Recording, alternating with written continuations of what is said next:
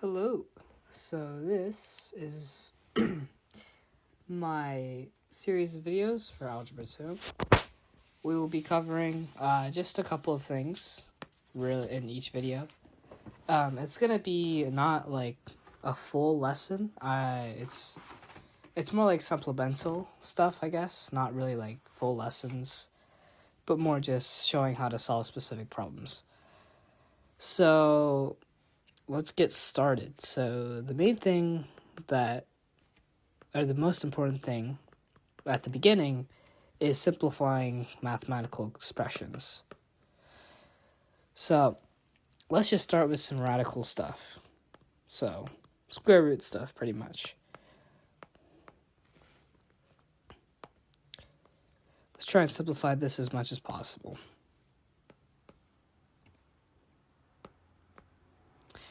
Well, the most important thing with this kind of stuff is just breaking these guys into factors of perfect squares. So like we know this is true.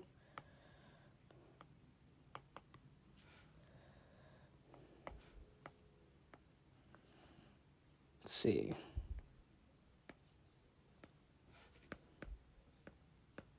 Right, but we can even go a little bit further than this.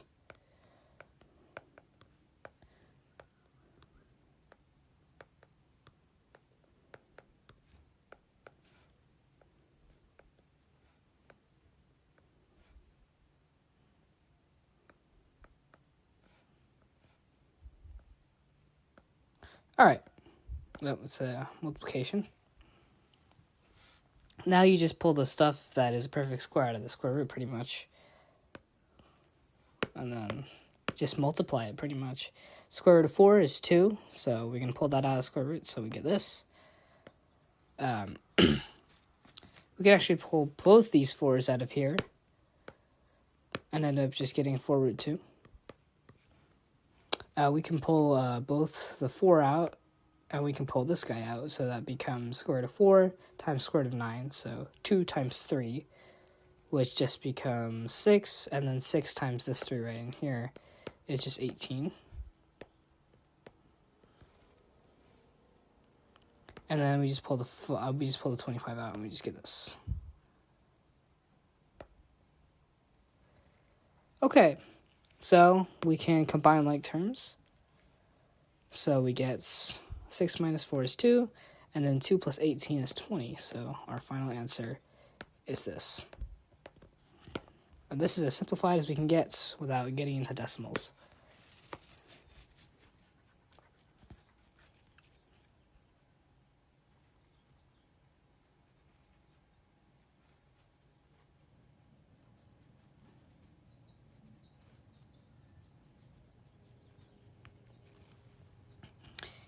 Now we're going to do something a little bit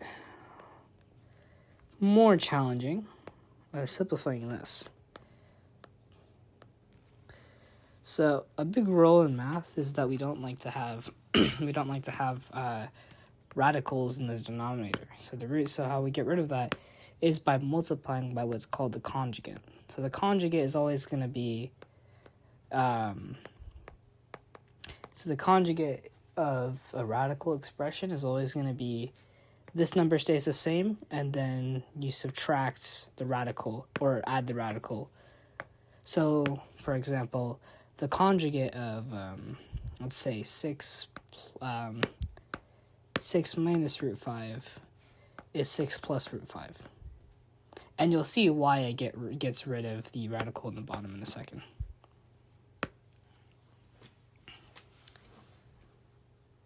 So, just multiply across.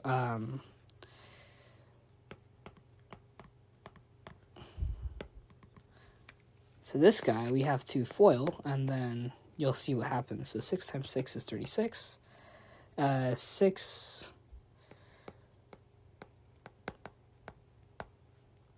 And then if you get this guy, that's minus 3. So you'll see that because we multiply by the conjugate, this guy actually cancels. And so on the bottom, we're just left with a regular number. And on the top, we have this radical expression. And 36 minus 3 is 33. And then all we have to do is distribute. And we're done. So yeah, that's the reason why we multiply by the conjugate. It's so that we're able to get rid of this radical.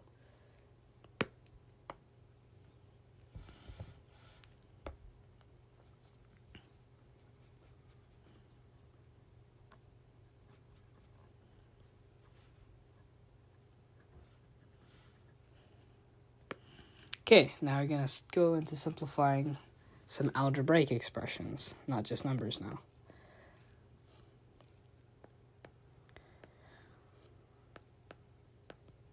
Or more like expanding now.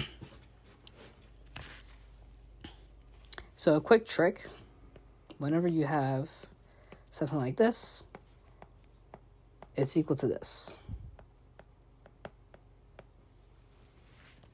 This will be an important shortcut to know. It's a shortcut. You can go ahead and FOIL everything out if you'd like, but I prefer using the shortcut. So I'll make things easy. I'll say A is equal to this, and B is equal to -3. So now all we do is just apply this. A squared is obviously just going to be x to the 4th, y to the 4th, minus 2 times AB. So 2AB is going to actually be 6x squared, y squared. And then plus b squared is just going to be plus 9. And we're done.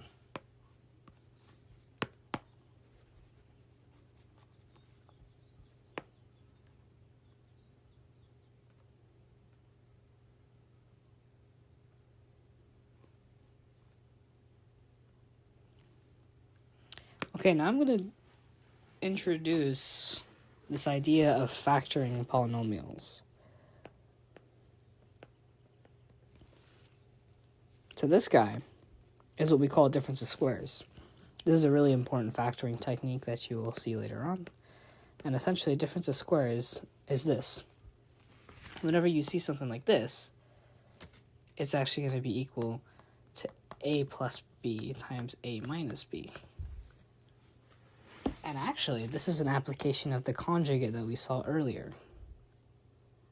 What we did was a was equal to some number, let's say 5, and b was equal to some radical. And you'll notice that by multiplying by the conjugate, we actually just get rid of the square root itself. Or we get rid of the square root term itself. Like if I were to expand this out, this would just be 25 minus b squared. B squared is this guy, which is 3. And this would just be 22. That's an application of difference of squares that we saw earlier, and that's kind of where multiplying by the conjugate comes from. Anyway, back to the problem that we want to factor. The problem is factor this polynomial completely. So we're just going to apply what we just saw. By factoring, we see that a is equal to x squared, and then b is equal to 1. So all we do is we just break it up into that. So this guy is just equal to x squared minus 1, x squared plus 1. However, this is also difference of squares, so we can break it up even more. We can break it up into x plus 1, x minus 1, times this guy, x squared plus 1. As now we have factored this polynomial completely into this.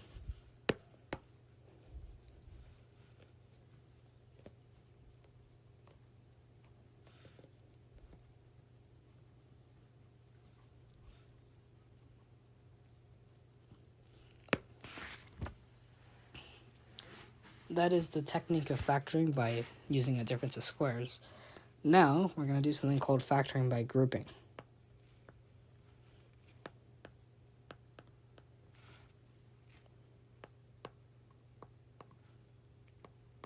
Factoring by grouping is a little bit harder because it's not just recognizing a pattern. So the idea of factoring by grouping is we just take a look at these two terms and these two terms. And we're saying, what are some common things that we can take out of each term? So with the first guy, we can take out an x squared. So let's do that.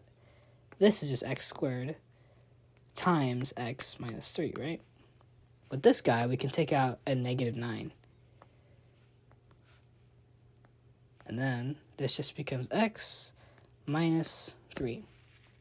Now, the most important part about factoring by grouping is that these guys become the same. Because what we can actually do is we can literally factor this guy out. And what I mean by that, we can basically like pull it out, and then this whole thing just becomes x minus 3 times x squared minus 9. Because I'm factoring it out of both terms, because they're both the same thing.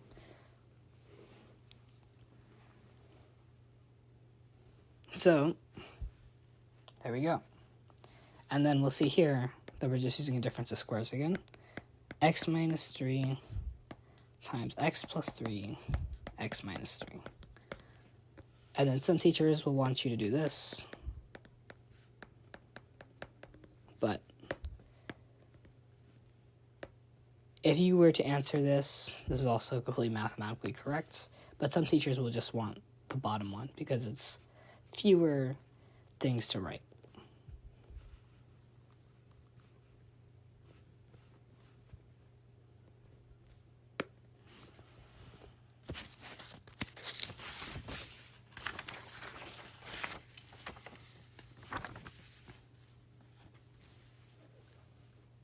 Wow, we're really simplifying a lot of things today. Now I want to get to simplifying rational expressions.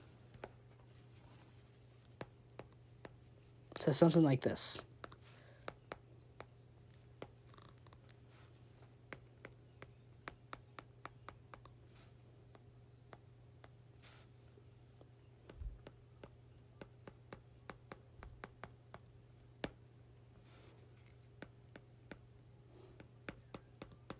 You're probably like, what the heck is going on?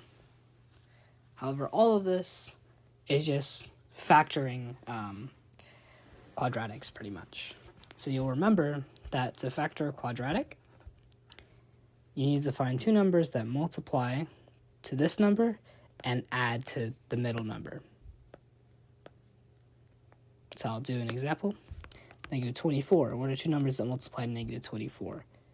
Well, negative 6 and 4. Those are two numbers that work. What about 12 and 2? Okay. About 8 and 3. Oh, guess what?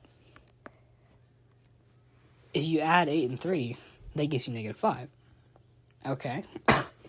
So I can actually break this top quadratic into this. X minus 8 and x plus 3. Now I'm going to do the same for all of these.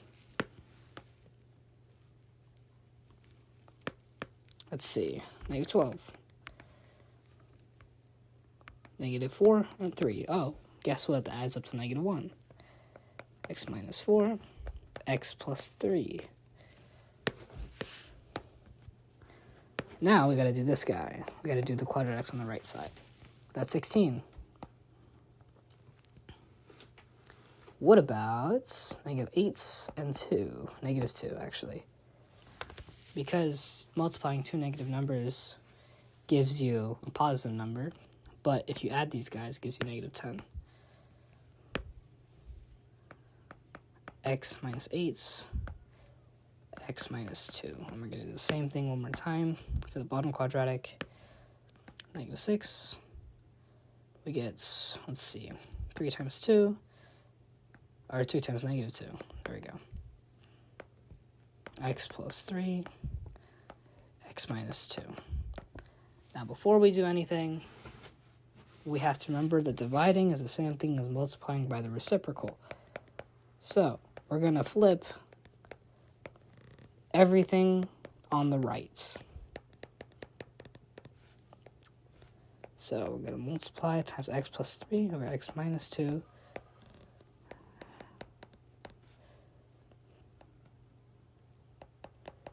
And you'll see we can start canceling heck of stuff. Boom, boom, boom, boom, boom, boom. And we are just left with x plus 3 over x minus 4.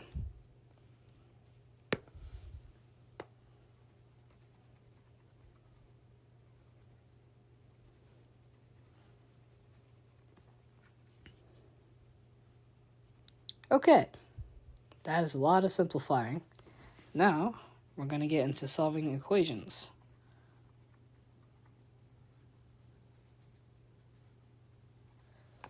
And we're going to be solving a lot of them. But I'm going to try and avoid the stuff that we did too much in Algebra 1.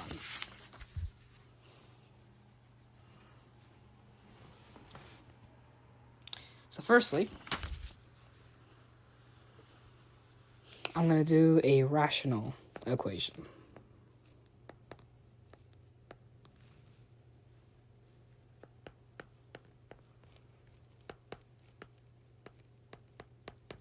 Easiest way to do this is by multiplying by common denominator, or by common factor, whatever it's called.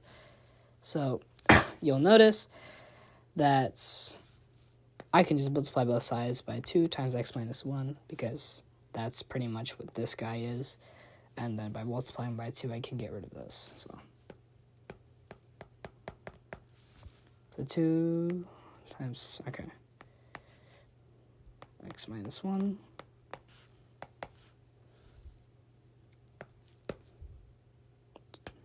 Okay.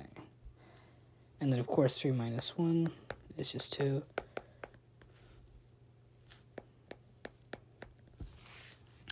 Now, it's important when you're doing rational equations to check the domain as well. So, the domain is essentially every number that does not make the bottom 0. If x were to equal to 1, then there would be no solution, because if you were to plug 1 back into this or into this, then they would be undefined.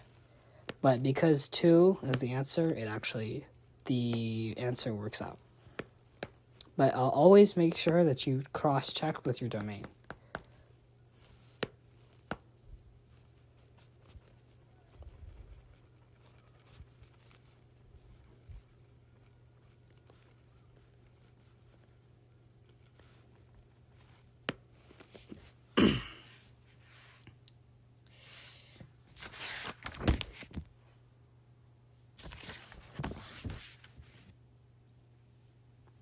I'm going to do another one so you guys know what I'm talking about when I say domain.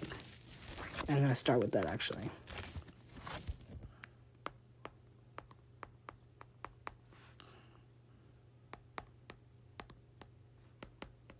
Okay, so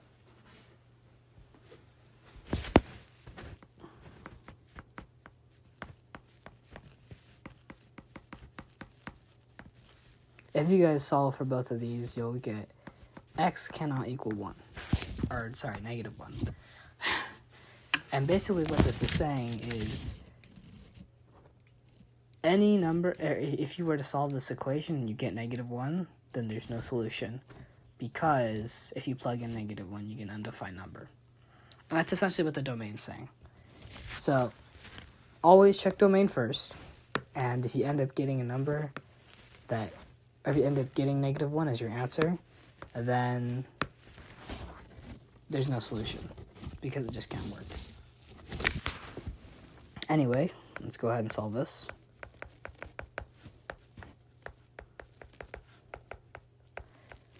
Let's just multiply both sides by 5 times x plus 1.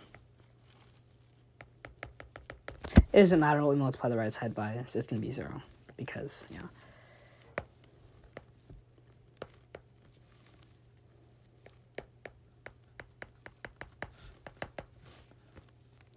Okay.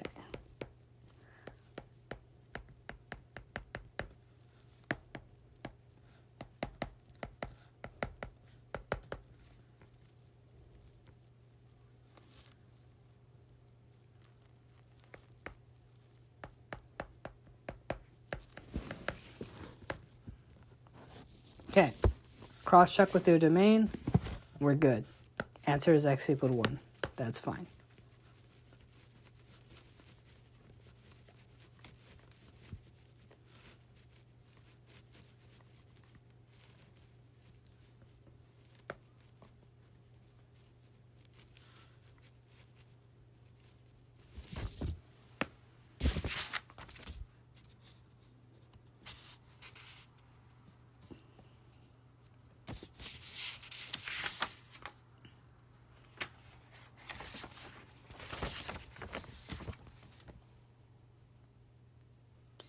Moving on, I want to talk a little bit about some interesting equations that you guys might see.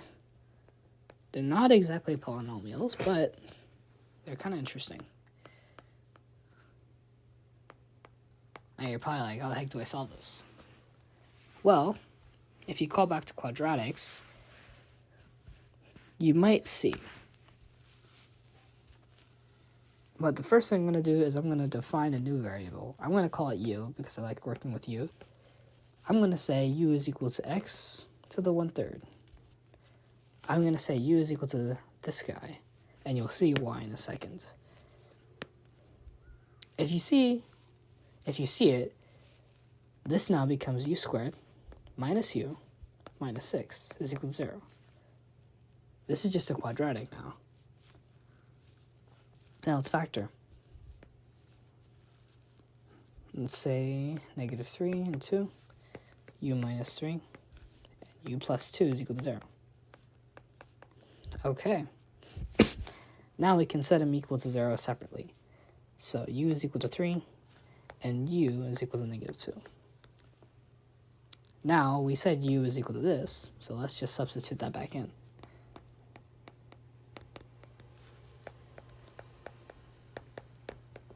And now all we have to do is just cube both sides. We're done.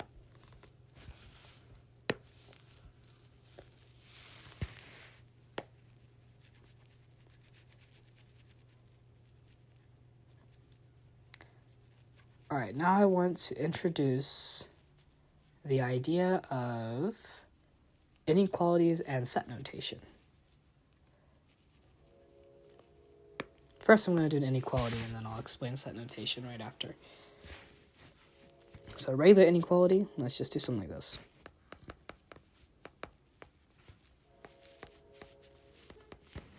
You guys should know how to solve this. Just distribute. All right.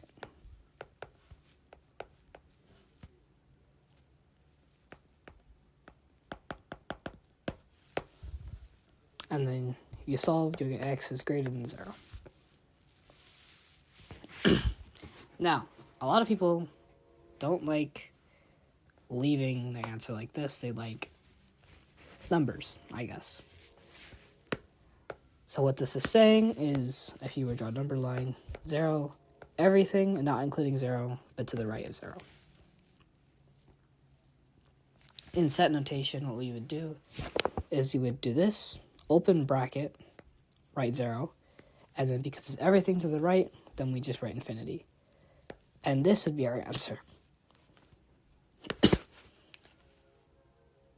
It's important when you're doing set notation that whenever you have a non-included answer, you use parentheses, and whenever you have an included answer, you use brackets. And then every time you do infinity, you always use a bracket, you always use a parentheses. I will do another example in case you are confused. Actually, I'll do a couple more. This is something a little bit different. Let's do a complex inequality. Something like this.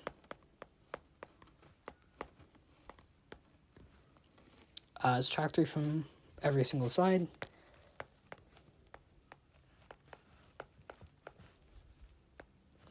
Now remember, every time we divide by a negative, when we do inequalities, we have to flip the sign. So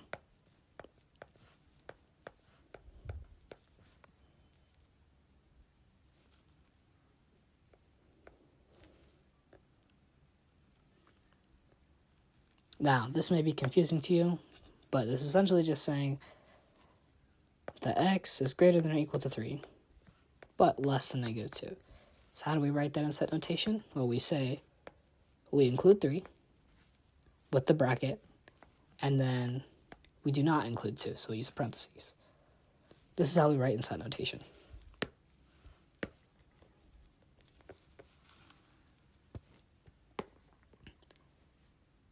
Now, I'm going to do another example with absolute value.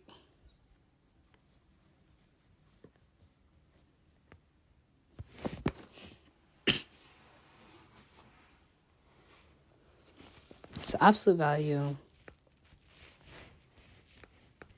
is just a couple things that you have to remember.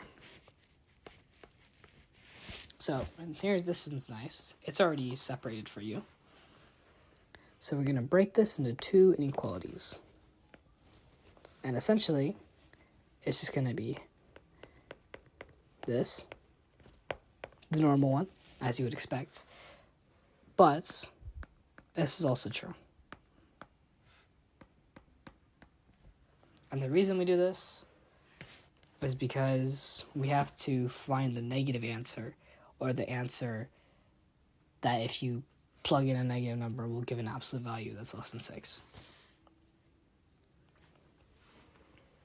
And when we do that, we actually also have to flip the inequality sign. So now we just solve as normal, multiply by 4, divide by 3. It's 24, divided by 3 is 8. 8 plus 1 is 9. X is less than 9. Multiply by 4 is negative 24. Divide by 3, negative 8. So x is greater than negative 7. And so to write this in set notation, x is greater than negative 7, but less than 9.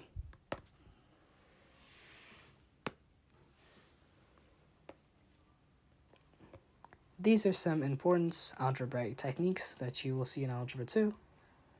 And yeah, everything kind of builds off of just your basic algebra skills and your basic number skills. So I will see you in the next video.